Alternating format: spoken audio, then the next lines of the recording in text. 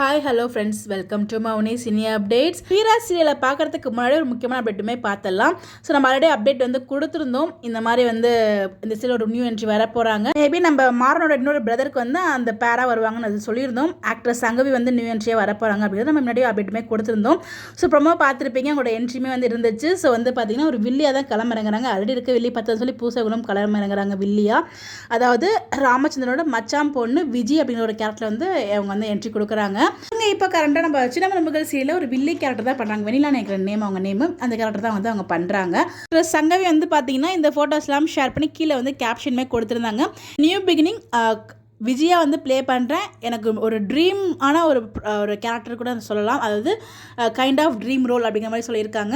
விஜய் அந்த ப்ளே பார்த்தீங்கன்னா டோட்டலாக டிஃப்ரெண்ட்டாக இருக்கும். நான் ப்ரீவியஸாக பண்ண ப்ராஜெக்ட்ஸ்லாம் கம்பேர் பண்ணும்போது இது டோட்டல் டிஃப்ரெண்ட்டான ஒரு ப்ளேயில் இருக்கும்.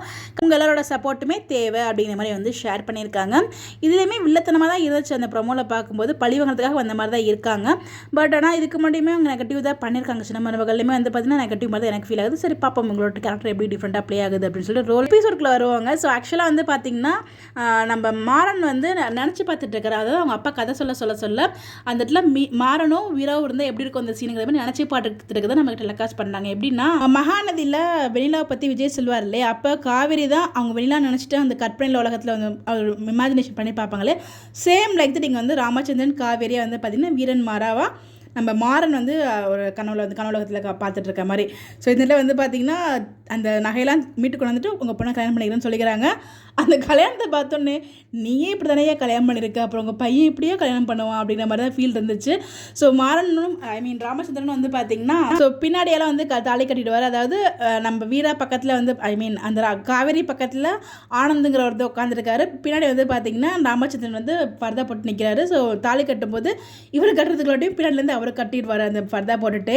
இதே மாதிரி தானே நம்ம வீரா காலத்துலேயுமே தாலி கட்டுவார் மாறா. ஸோ அதாவது அப்பாவே இப்படி இருக்கும்போது பிள்ளை எப்படி இருந்தா என்ன அப்படின்ற மாதிரி நீ என்ன திட்டின அப்படின்னு நிறைய பேர் கமெண்ட்ஸ்மே போட்டுருந்தாங்க. நம்மளால பார்க்க முடிஞ்சிச்சு.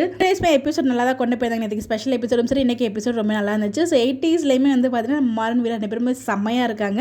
உங்களோட பர்ஃபார்மன்ஸ் சொல்ல தேவையில்லை, வேறு லெவலில் பண்ணிவிடுவாங்க. ஸோ அதே மாதிரி இன்றைக்குமே கலக்கிட்டாங்க. நாளைக்கு மேபி முடியுதான் என்னன்னு தெரியல. ஸோ இதோடய ஸ்டாப் பண்ணிடுவாங்க. இது கல்யாணத்தோடய ஸ்டாப் பண்ணிடுவாங்க ஸ்டோரி. அதுக்கப்புறம் இன்றைக்காச்சும் ஒரு ஸ்பெஷல் எபிசோட் கொண்டு வருவாங்களே சண்டே. அப்போ அகைன் பார்த்தீங்கன்னா இந்த வில்லித்தனம், அதாவது மச்சனோட பொண்ணாக தானே அதாவது ராமச்சந்திரனோட மச்சனோட பொண்ணாக தான் என்ட்ரி கொடுக்குறாங்க விஜய் அப்படிங்கிற ஒரு கேரக்டரில் நியூ என்ட்ரி. இவங்களுக்கு ஒரு ஃப்ளாஷ்பேக் இருக்குது. மேபி அது ஏதாவது சனிக்கிழமை டெலிகாஸ்ட் பண்ணுவாங்களா இருக்கும், நான் கெஸ் பண்ணுறேன். பார்ப்போம். நீங்கள் எபிசோட்ஸ்லாம் பார்த்தீங்களா எப்படின்னு சொல்லி உங்களுக்கு கருத்துக்களை மறக்காமல் கமெண்ட்டில் ஷேர் பண்ணுங்கள். Bye bye.